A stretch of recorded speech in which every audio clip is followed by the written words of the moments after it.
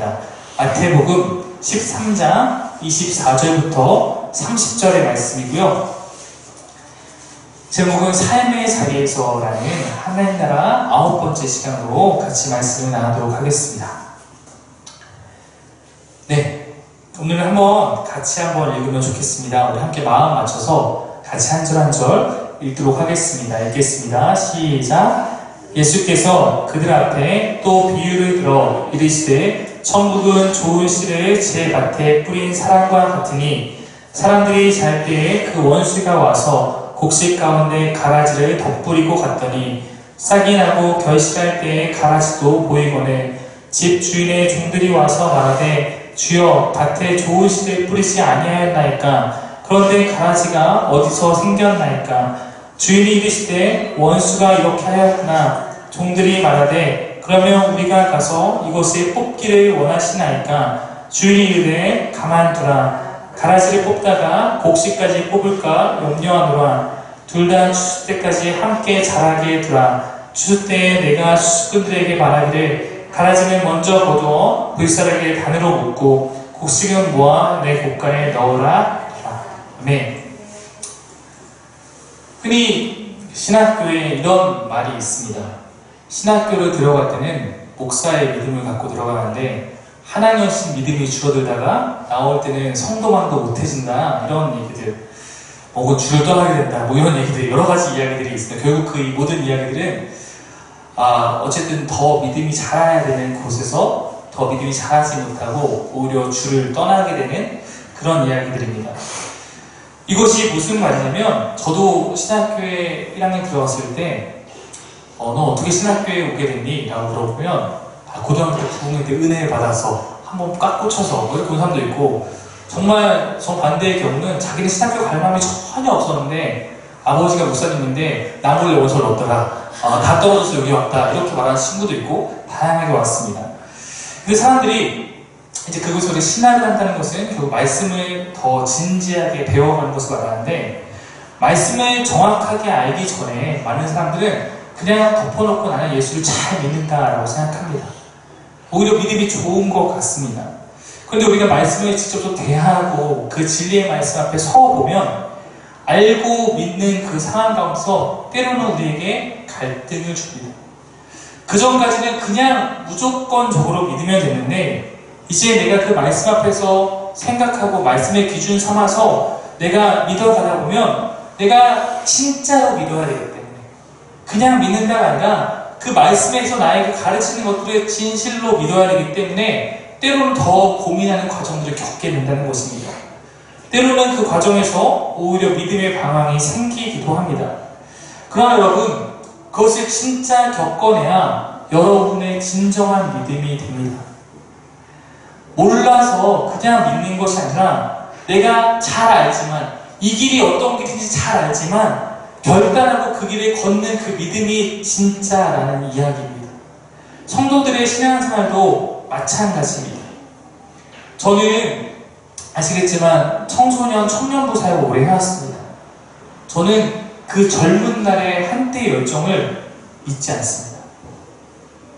우리 혜연이나 주선처럼 이렇게 고등학생인데 너무 열심히 하는 친구들 보면 너무 사랑스럽죠. 근데 그것을 보고 이들의 나중의 모습이 이럴 것이다 쉽게 판단이 서지 않습니다. 점점 내 감정이 좋아서 신앙이 좋았던 것들에 대해서 믿지 않습니다. 그것들이 정말 아무것도 아니라는 것을 수없이 경험하기 때문이고, 저 또한 제 삶을 돌아보면서 비록 길지 않은 인생이지만 그런 것들을 경험하기 때문입니다. 감정의 순간입니다. 그러나 여러분, 우리가 말씀 앞에 선다는 것은 다른 것입니다. 때론 말씀 앞에 선다는 것은 날카롭고 날 찌르듯이 다가오지만 그 안에 담겨진 진리에 내가 반응할 때 진정으로 내 삶이 변하기 시작합니다. 그러한 변화는 감정이 주는 변화만큼 급진적이거나 그런 순간에 황홀함이 있는 것은 아닐 수도 있겠지만, 감정이 아니라 내 삶을 다해 고민하고 결단한 그 변화는 결국 내 삶의 방향을 바꿔놓는다고 저는 생각합니다. 신자들의 믿음이란 진리 안에서 참된 신앙의 삶이 어떤 것인지 알아가는 과정이고, 때로는 그것이 주는 어려움과 손해가 있더라도 그 길을 결단하여 살아가는 것입니다. 모른 채 무엇하든 습관적으로 아멘 이렇게 반응하는 그런 신앙의 모습이 아니라, 그것에 대해서 내가 정말 깨닫고 다짐하는 마음으로 아멘 하면서 그것을 삶으로 살아가는 것, 저는 그것이 우리 교회 안에 필요하다고 생각합니다. 때로는 하나님의 그 진리의 말씀은 내 삶에 너무나 내가 소화하기 부담스럽게 느껴질 때도 있습니다. 때로 내가 예수를 믿으면 이런 게 나에게 주어질 거야 라고 했던 것과 너무나 다르다는 것을 경험하게 됩니다. 하지만 그와 동시에 깨달아지는 주님의 은혜와 그 하나님의 마음들, 그것에 반응하여 내가 비록 그것이 좁은 길이지만 걷겠노라 다짐하는 것이 저는 신자의 삶이라고 생각합니다. 저희가 개척하고 지금 한 반년 정도를 사김의 양육이라는 것을 통해서 성경을 제가 여러분에게 가르치고 있습니다. 어쩌면 제가 이렇게 성경을 하나하나 풀어서 가르치는 것이 제가 여러분에게 해드릴 수 있는 가장 큰 섬김일지도 모릅니다. 여러분은 이 말씀 앞에서 하나님이 주신 이성 그리고 지혜를 사용해서 이 말씀을 보며 고민을 해야 합니다. 말씀을 되뇌이고 곱씹는 시간들이 필요합니다. 저는 이 시간만큼 여러분이 잠깐 감정을 내려놓기 오히려 원합니다. 그 마음을 다해서 그 하나님 앞에 내가 반응해야 합니다. 내가 이 말씀에 따라할 것인가 뒤돌아설 것인가. 이것을 결단하고 내가 먼저 그것을 결단한 이후에 이제 그것을 가기 위해서 내 힘으로 안 되기 때문에 우리 더욱더 기도하는 것이고 성령 하나님의 은혜를 구하는 것입니다. 물론 우리의 결단도 하나님께서 도우기를 기도해야 합니다. 그러나 마음이 앞서는 것이 아니라 먼저 우리가 하나님 앞에 최선을 다해서 반응해야 한다는 것입니다. 어쩌면 우리가 말씀을 배워가는 시간 통해서 내가 참 믿음이 좋은 줄 알았는데 내가 참 믿음이 없는 사람이구나 드러나게 될지도 모릅니다. 그런 날을 발견하게 될지도 모릅니다. 말씀은 우리를 비춰주는 거울과 같기 때문입니다. 저는 여러분과 그 진리를 나누고 그 하나님의 마음과 우리에게 바라시는 삶을 나눕니다. 그리고 어쩌면 저도 그 말씀 앞에서 동일하게 저를 바라보며 고민하고 초라해질 때도 있습니다. 그러나 다시 여호와께 그런 연약한 나를 의지하자 다짐하며 여러분과 함께 그 하나님께로 나아가고 싶은 것입니다. 때로는 자신 없고 부족함이 너무나 많이 보이지만 정말 하나님께 두 손 들고 하나님께 나아가고 싶은 것입니다. 오늘도 우리 사김의 교회 공동체가 그 말씀의 진리 앞에 함께 서기를 원합니다. 내게 말씀하시는 하나님의 말씀에 하나님이 주신 지혜로 그것을 최선을 다해서 이해해가며 내 마음으로 그 말씀이 요구하는 것에 대하여 결단하고 삶으로 살아내기 위해서 최선을 다하는 소중한 시간이 되기를 간절히 바랍니다. 오늘도 예수님의 비유 한 가지 나누며 시작하고 싶습니다. 오늘 이 한 가지 비유를 예수님께서 우리에게 소개하고 있는데 예수의 비유 가운데 상당히 많은 비유가 우리가 지금 나누고 있는 하나님 나라에 대해서 나누고 있습니다. 오늘 말씀 한번 보십시오. 천국은 뭐뭐과 같으니라고 하는데 이제 아시겠지만 이 천국이라고 쓴 것은 마태복음이기 때문에 그렇게 쓴 것입니다. 다른 말로 이것은 하나님 나라를 의미합니다. 그럼 예수님께서 말씀하시는 것은 하나님 나라가 뭐뭐와 같으니 이렇게 말을 하고 있는 건데 이 표현은 예수의 비유관에 상당히 많이 있어요. 하나님 나라가 무엇과 같다. 하나님 나라가 무엇과 같다. 하나님 나라가 무엇과 같다. 오늘 이 말씀에서는 이렇게 천국은 좋은 씨를 제 밭에 뿌린 사람과 같으니라고 말하고 있습니다. 자, 밭에 씨를 뿌립니다. 이 씨가 좋은 씨라고 말합니다. 복음의 씨앗일 거고 이것에 반응한 그런 사람들의 씨라고 표현한 것 같습니다. 밭에 씨를 뿌릴 때 이것은 예수님께서 이 땅에 오셔서 하나님의 사역을 선포하시는 것을 의미합니다. 그러니까 예수님께서 밭에 씨를 뿌릴 때 이미 하나님 나라는 이 땅 가운데 시작된 것을 의미하고 있습니다. 그런데 문제가 있습니다. 이 사람들이 잘 때라는 것은 아무도 모르게라는 의미겠죠. 원수, 아마 원수는 사단을 의미할 것입니다. 사단이 거기에 가라지를 뿌리고 갔다라는 것입니다.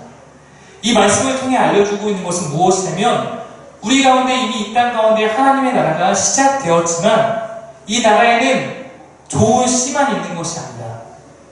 그럼에도 불구하고 이 안에 가라지가 있다. 즉 아직 우리가 살고 있는 이 세상에서 우리가 경험하고 있는 하나님 나라는 악과 공존하고 있다는 것입니다. 왜 이 말씀이 필요했냐면 이 말씀의 대상은 유대인들이었거든요. 유대인들의 뿌리 박힌 생각이 있습니다. 메시아가 오시면 모든 악이 청산되고 하나님의 그 거룩한 것만 남아있을 것이다. 그러니까 그들은 하나님의 나라는 온전한 의인들의 세상이라고 생각했습니다. 그들은 그 안에 가라지를 생각하지 않았습니다.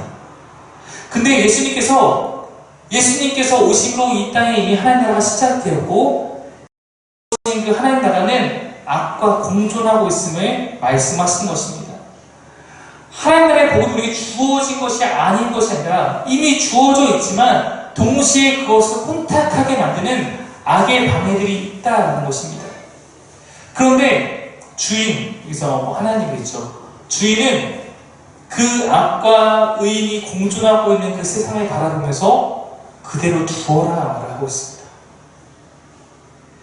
그러면 지금 이 하나님 나라의 현재적인 모습은 어떤 것이냐? 의인과 죄인, 악과 하나님의 선이 공존하는 것이 하나님 나라의 현재의 모습입니다. 현재 우리에게 주어진 하나님 나라가 그렇습니다. 아마 저희가 예전에 같이 살펴봤던 그가 다스린 그의 나라에서 어떤 하물군도 그것을 의미하지 않습니까? 이미 이 땅 가운데만 시작됐지만 여전히 이곳에 아픔이 있고 여전히 악한 것들이 있고 그렇다고 해서 하나님 나라가 시작되지 않은 것이 아니라 이미 시작됐지만 그러하다라는 것을 성경이 증언해주고 있는 것입니다. 주인이 그 가운데 뭐가 가라지고 뭐가 진짜 좋은 열매를 맺는 것인지 모르기 때문에 헷갈려서 가만히 두는 게 아닙니다. 알고 있어요. 뭐가 진짜고 뭐가 가짜인지 알고 있습니다. 그러나 내버려 둡니다. 왜냐면 그것이 계속 영원무궁히 갈 것이 아니기 때문입니다. 그것을 판가름해서 추수할 때가 있기 때문에 내버려 두라 말하고 있습니다. 그 내버려 두는 기간도 어떻게 되는지 아십니까? 끝에 보면 자라갑니다. 곡식도 자라가고 가라지도 자라갑니다. 자랐을 때 그 추수할 때까지 둘 다 자라갑니다. 그 앞에 결단을 내리게 됩니다. 이런 공주는 추수 때에 끝나게 됩니다. 추수 때에 이 가라지로 표현된 하나님을 거역하고 하나님 나라에 반하는 그런 악인들은 풀무불에 던져진다라고 말합니다. 나중에 이 하나님에 따르는 진정한 의인들은 해와 같이 빛나는 시대가 될 것이다. 이것이 하나님 나라의 미래성입니다. 이것이 하나님 나라의 완성입니다. 자, 그러면 하나님 나라는 성취가 있고 완성이 있다는 것입니다. 하나님 나라가 이미 성취되었다 성경은 말을 하고 있습니다. 하나님 나라는 언제 성취되었는가? 예수님께서 이 땅에 오심으로 하나님 나라는 성취됐습니다. 씨가 뿌려졌습니다. 그리고 그 안에 완성까지 성장의 과정을 겪습니다. 이 나라는 그 성장의 과정 덕분에 반드시 완성됩니다. 완성은 언제입니까? 예수님께서 다시 오실 재림 때 완성됩니다. 그러면 이것은 성취의 하나님의 나라, 완성된 하나님의 나라가 따로따로 있는 것이 아니라 이것은 다 하나의 모습이나 하나의 과정이라는 것입니다. 이미 이 땅 가운데 하나님 나라는 성취되었지만 아직 완성되지 않은 그 긴장의 상태, 이 긴장의 상태로 우리는 지금 살아가고 있는 것입니다. 한 교회의 목회자로서 제게 있는 가장 큰 소망은 제가 맡고 있는 이 공동체 안에 가라지가 없는 것입니다. 목사로서 그거보다 더 큰 소망이 어디 있겠습니까? 하나님 앞에 나에게 맡겨주신 이 공동체 안에 가라지가 없도록 온전하게 하나님께 올려드릴 수 있는 것. 처음부터 이 땅에는 좋은 씨만 뿌리고 가라지가 없기를 바라는 것이 아니라 가라지가 생명, 신겨졌더라도 그것이 알곡과 같이 변화돼서 하나님 온전하게 다시 죽고 다시 변화돼서 주님 앞에 아름다운 열매 맺는 교회가 되는 것, 그것이 제가 목회자로 갖고 있는 소망입니다. 제가 주님을 다시 배울 날 그것을 다 하지 못한 채 설까봐 혹은 열매와 같은 데도 가라지와 같이 바꿔 놓을까봐 그것이 가장 큰 두려움입니다. 우리에게 주어진 우리의 삶의 시간 동안 그 안에는 하나님께서 주신 성장의 시간들이 있습니다. 우리 모두는 그 과정을 겪습니다. 그 성장은 어떻게 이루어지는가? 하나님의 통치에 순종함으로 이루어집니다. 오늘은 그런 하나님의 통치가 우리에게 주어진 각각의 삶의 자리에서 어떻게 이루어지는가 나누고자 합니다. 신학자들이 많이 쓰는 표현은 삶의 자리. 여러분의 삶의 자리가 어딘지 한번 고민해 보십시오. 내가 맡겨줘서 내가 살아가는 그곳이 나의 삶의 자리입니다. 우리가 하나님 나라를 지금 9번째 배우면서 수차례에 걸쳐서 하나님 나라는 어떤 자들의 나라인가 라고 했을 때 가장 많이 다루게 된 내용이 가난해질 것이었습니다. 가난한 자들의 나라로. 여기서 이 가난이 무엇인지도 계속해서 다뤄왔습니다. 오늘 말씀 한번 보시면 누가복음 평지설교에서도 이렇게 고백하는 것입니다. 너희 가난한 자는 복이 있나니 하나님의 나라가 너희 것이며 말하고 있습니다. 가난한 자 프토코스에 대한 것을 다뤄왔으니까 이 복도 제가 몇 번 다뤘듯이 여기서 말하는 복은 어떤 우리가 흔히 말하는 복 받는다라는 개념이 아니라 이 복을 번역하면 최고의 행복한 상태라는 의미입니다. 이 자체가 최고로 행복한 상태이다라는 것입니다. 최고의 행복을 위한 기준에 이 누가복음 이 평지설교에는 가난과 더불어 놀라운 단어가 많습니다. 가난, 굶주림, 울음, 핍박, 이것이 너희가 최고로 행복한 그런 기준이다 라고 말을 하고 있는 것입니다. 그럼 왜 이것이 행복인가? 이것이 하나님 나라를 살아가는 사람들이 직면하는 삶이기 때문입니다. 반대로 말하면 이것이 내가 하나님 나라를 온전하게 살고 있는 좋은 씨앗으로서 내가 살고 있다는 증거이기 때문입니다. 성경은 우리 삶에서 하나님 나라를 우리가 소유하는 것, 하나님 나라 안에 속하는 것이 가장 행복하다라고 말을 하고 있습니다. 그럼 그 나라에 속하기 위해서 우리가 어떤 삶을 살아야 하는가? 이러한 삶을 살아야 한다고 말을 하고 있는 것입니다. 그럼 이것이 과연 어떻게 우리 삶의 자리에서 실천되어야 하는 것인가? 가난한 자와 굶주린 것, 배고픈 것은 먼 얘기가 아닙니다. 가난한 자는 배고플 수 있습니다. 이 배고픔은 저도 시도하고 우리 회원님도 시도하듯이 다이어트가 아니라 그래서 배고픈 게 아니라 내가 먹을 것을 남들과 함께 나누기 때문에 배고파지는 것을 의미합니다. 같이 먹는 것, 어떻게 동등하게 먹는 것을 말합니다. 이걸 좀 더 풀면 저희 교수님께서 수업 시간에 저는 좀 젊은 편이었고 THN 가정이었기 때문에 저 목사님들이나 이런 분들도 많이 있었는데 그래서 저희가 이제 여러 가지 문제를 질문했을 때 수업 시간에 이런 말씀하셨습니다.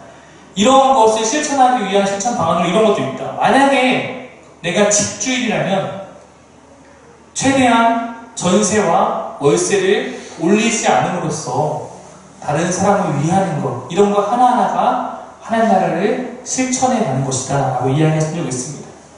교회에서는 담임 목사와 부교육자 혹은 교회 직원들이 있다면 그 안에서의 어떤 그런 격차를 줄이는 것, 재정을 더 열악한 곳으로 흘려보내는 것, 일터에서도 사장과 종업원의 차이를 줄이는 것, 장사를 할 때에도 물건의 가격을 최대한 낮춰서 최대한 많은 사람이 누릴 수 있도록 하는 것, 이런 모든 것 하나하나가 바로 이 가난하고 굶주린 것을 하나님 나라의 삶을 실천하는 것이다. 여러분도 고민하셔야 됩니다. 내 삶의 자리에서 그럼 이것은 어떻게 실천될 수 있을까? 제가 아시다시피 농구를 굉장히 좋아합니다. 농구 좋아하는데 그 농구 선수 가운데 굉장히 유명한 선수들은 시그니처 슈즈라고 해갖고 자기 이름이 새긴 그런 신발을 이제 발매합니다. 여러분 알다시피 에어 조단 이런 식으로 나오는 이런 시리즈가 있어요. 에어 조단 이런 거 엄청 비쌉니다. 살 수 없어요, 아무나. 근데 어떤 한 선수가 케빈 듀란트라는 선수가 있습니다. 굉장히 유명한 선수예요. 이 선수가 자기 시그니처 슈즈를 내면서 이 사람도 MVP 타고 그러니까 지금도 NBA에서 세 손가락 안에 든다고 말할 수 있는 사람인데 자기 시그니처 슈즈를 내면서 단서를 하나 달았습니다. 그 단서가 뭐였냐면 가난하고 이런 삶이 싫을 수 있도록 시그니처 수 가운데 최저가로 내달라. 자기가 많이 안 가져가도 좋으니까 최대한 저렴하게 내달라 해서 다른 시그니처 수가 다 거의 20만 원 가까이 이렇게 되는데 그거는 10만 원 정도에 10만 원 초반에 나왔어요. 제가 농구할 때 신고 있는 신발입니다. 네, 그렇게 저는 그 선수를 막 그렇게 좋아하지는 않지만 그런 모습들 바라보면서 갑자기 이거 보면서 떠올랐어요. 만약에 내가 뭔가 할 수 있는 위치에 있다면 그런 거 하나하나가 크지 않을 수 있겠지만 우리의 삶이 그런 하나하나에도 민감하게 반응할 수 있는 것, 그런 것이 하나님 나라를 실천하는 거라고 생각합니다. 여러분의 자리에서 내가 어떻게 하나님 나라의 가치를 실현할까 고민이 필요합니다. 이곳에서만 아멘하고 돌아가는 것이 아니라 삶에서 아멘이 될 수 있는 그런 열매 맺는 삶이 필요하다는 것입니다. 왜냐면 여러분, 우리는 다 사람이에요. 우리 안에 다 죄성이 있고 욕망이 있습니다. 말씀을 우리 통제하지 않으면 우리는 다 욕망대로 살아가고 그럼 다 더 많이 벌고 싶고 더 많이 누리고 싶어 합니다. 그러나 성경은 이 바로 뒤를 이어서 뭐라고 말하냐면 배부른 자는 화가 있다라고 경고하고 있습니다. 네, 이거 아닙니다. 네, 넘기지 마세요. 이거 아닙니다. 네. 6장 25절에 이렇게 나와 있습니다. 그러하기 때문에 우리는 말씀을 붙들고 항상 내가 말씀이 원하는 그 기준에서 벗어나지 않도록 노력하는 것입니다. 내가 지금 잠깐 배고플 것인가 아니면 영원히 배고플 것인가 우리는 고민해야 되는 것입니다. 제자의 진정한 소망은 영원, 완성된 게 하나님 나라에 있습니다. 영원히 우리의 가치를 두어야 합니다. 중요한 것은요, 우리에게 주어진 현재의 삶이 우리의 영원한 삶에, 영원한 나라를 우리가 어디서 보내게 될 건지 결정하는 조건과 기준이 된다는 것입니다. 하나님은 여러분 삶을 보고 계세요. 여러분 성장의 과정을 지켜보고 있습니다. 강아지가 되는지 열매는 정말 좋은 씨앗이 되는지 보고 있다는 것입니다. 우리가 강아지가 되어서는 안 되죠. 우리는 이 땅에서 하나님의 통치에 말씀에 순종함으로 열매 맺는 삶을 살아야 하는 것입니다. 가난하고 배고프면 최고로 행복하다. 이것은 세상이 알 수 없고 세상이 이해할 수 없는 그런 원리입니다. 세상의 가치와는 정면으로 충돌하는 이야기입니다. 그래서 여러분, 복음이라는 것은 누구에게나 접하되지만 아무나 그것에 반응할 수 없는 것입니다. 하나님께서 우리에게 기대하는 가난은 기억해야 할 것은 노력하지 않는 삶이 아닙니다. 노력하지 않음으로 가난해지는 것을 말하지 않습니다. 하나님께 우리에게 기대하는 것은 우리에게 주어진 삶의 자리에 최선을 다하는 것. 내가 열심히 일함으로써 그만큼 돈을 열심히 버는데 그 돈을 하나님 뜻대로 사용하는 것, 그것을 원하시는 것이지 나는 지금도 가난하고 굶주려되니까 서울역 나가서 난 가만히 앉아있어야겠다. 이것이 실천이 아니라는 것입니다. 만약에 여러분 가운데 그런 마음으로 여러분 삶의 자리에 노력하지 않는 삶이 발견되면 전 여러분을 책망할 것입니다.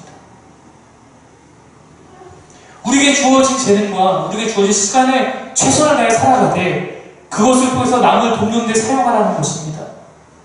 우리는 어쩌면 반대로 말하면 세상을 돕기 위해 다른 사람을 돕기 위해서 더욱더 열심히 일해야 하는 것입니다. 한때 한국교회 강타했던 학원이 있었죠. 공부하는 학생들에게 공부해서 남조라. 우리가 남을 주기 위해서 더욱더 공부해야 하는 것입니다. 그것이 기독교인의 가치예요. 서로를 위해서 더욱더 굶주려야 하는 것입니다.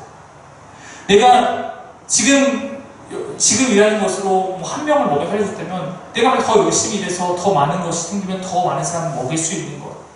이것이 기독교의 가치여야 하는 것입니다. 혹시 여러분 삶에 지금 내 옆에 내 도움이 필요한 누군가가 존재하고 있다면 그것이 나를 향한 하나님의 메시지일 수 있습니다. 여러분이 향한 하나님의 통치는 교회에서뿐만 아니라 여러분 삶의 자리에서 더욱더 필요한 것입니다. 여러분이 지금 보내어진 그 자리에는 다 모두 주님의 뜻이 있는 줄 믿습니다.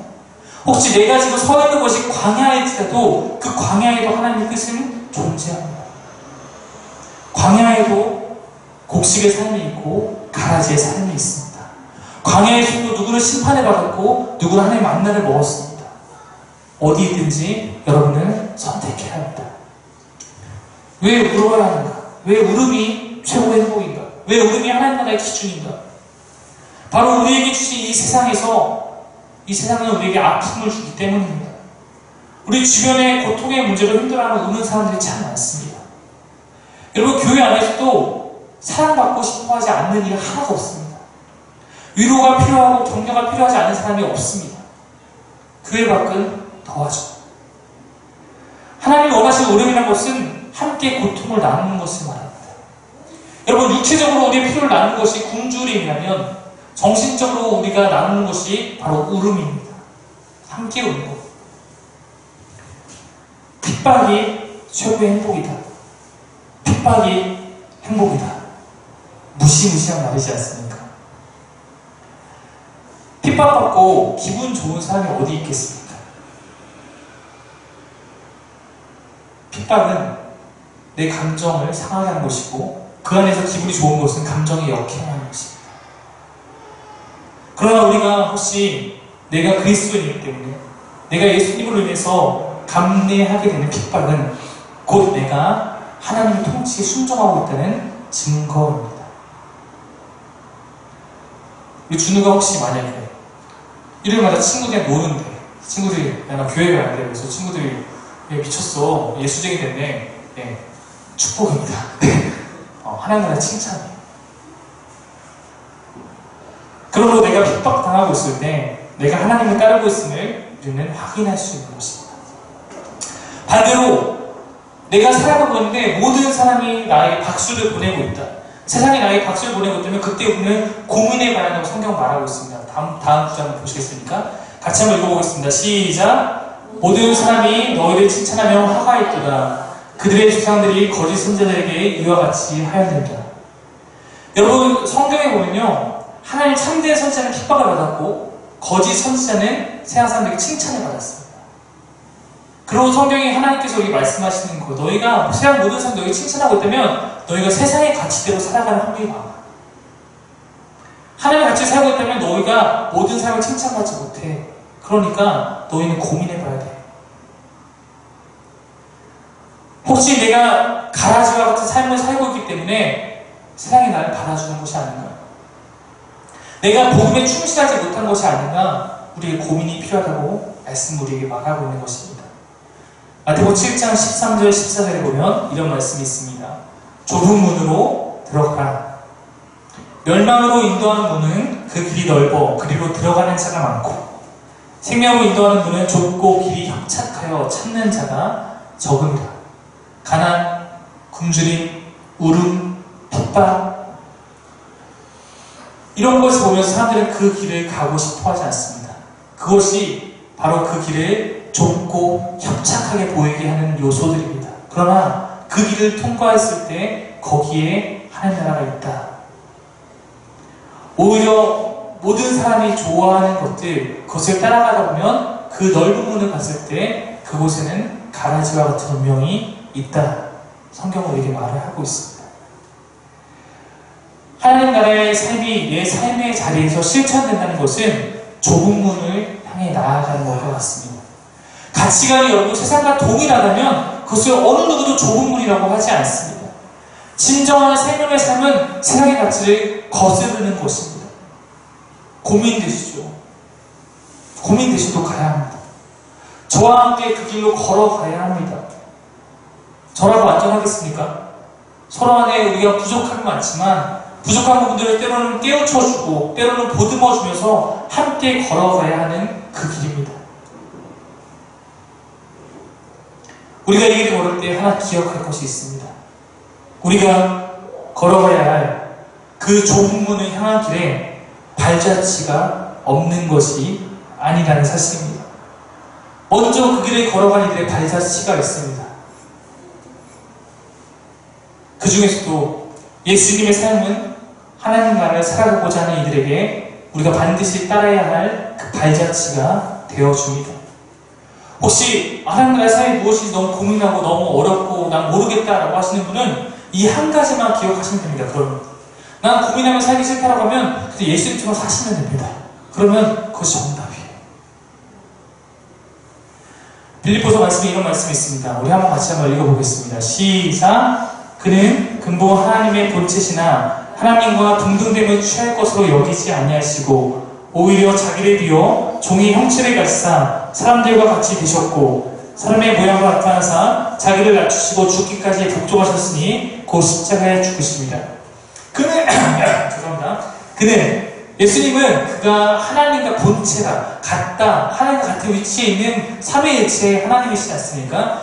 그는 하나님과 본체시나 하나님과 동등된 그 위치를 취하는 것이 당연함에도 불구하고 그것을 취할 것을 여기지 아니하고 자기를 다 비워, 다 내려놓고 자기를 다 죽여 종의 형체를 가지사 우리와 같은 모습으로 되셨다. 사람의 모양으로 나타나서 이 안에서도 이곳에서도 높은 위치에 살아가는 것이 아니라 자기를 낮추시고 죽기까지 복종하심으로 십자가에 죽으셨다. 여러분, 우리는 많은 사람들이 착각하는 것이 있습니다. 예수님은 신이니까 예수님은 이 땅에서 십자가에 죽는 그것이 당연한 거고 쉬웠을 거야. 근데 성경 전체 증언은 그렇지 않아요. 예수님은 완전한 신이고 완전한 인간이라고 성경이 표현합니다. 반신반인이 아니라 그러면 그런 완전한 인간적 요소를 갖고 우리가 동일하게 살아갔어. 배고프셨고 동일하게 어렸을 때 울었을 거고 그렇기 때문에 그에게도 인간적으로서 이겨내야 할 요소들이 많이 있었습니다. 그러므로 그가 자기 몸을 치면서 정말 죽기까지 복종했던 과정들을 히브리서는 많이 증언하고 있습니다. 그가 특별하기 때문에 이 사명을 감당한 것이 아니라 그가 우리가 동일하시지만 그가 이 모든 것을 이겨내고 이 길을 갔던 것처럼 너희도 그 영원한 대지상을 따르라. 이것이 히브리서가 우리에게 말하고 있는 것입니다. 예수의 삶은 낮아짐을 향해 가고 있습니다. 그분의 모든 가르침이 그렇습니다. 그의 모든 삶이 그렇습니다. 세상은 높아지라고 추구하고 있지만 우리를 부추기고 있지만 내가 높아지기 위해서는 내 옆에 있는 사람들을 딛고 올라가야 합니다. 그때 내 옆에 있는 모든 사람들을 내가 이겨내야 할 경쟁자가 됩니다. 어떤 가치를 택할 것인가? 누구의 삶을 따를 것인가? 오늘 이 설교를 통해서 우리는 던져지는 이 질문 앞에 반응해야 합니다. 내 삶의 자리에서 주님, 내가 최선을 다해서 주를 따르는 삶을 살겠습니다. 내가 가난도, 굶주림도, 울음도, 핍박도 각오하고 내가 주를 따르겠습니다. 이것이 여러분의 삶의 자리에서 울려 퍼지는 여러분의 삶의 고백이 되기를 간절히 바랍니다. 그때 여러분을 통해서 이 땅에 하나님 나라가 선포되는 거예요. 말로서 선포되는 것이 아니라 그걸 통해서 이 땅이 하나님 나라로 변화되어 가는 것입니다. 입술의 고백이 아니라 삶을 향한 고백이 되기 위해서 여러분의 삶의 자리를 먼저 개혁해가는 그곳에 있는 세상의 가치를 뿌리 뽑고 내 안에 있는 세상의 가치를 뿌리 뽑고 하나님의 가치를 심을 수 있는 그런 온전한 여러분이 되기를 정말 간절히 바랍니다. 사귐의 교회 안에 가라지가 없기를, 우리 성장 과정 가운데 가라지가 없기를, 가라지가 없는 내 모습들을 제거해버리기를, 그러므로 온전하게 주님의 추수할 때를 기다릴 수 있는 사귐의 교회 되기를 기도합니다. 기도하겠습니다.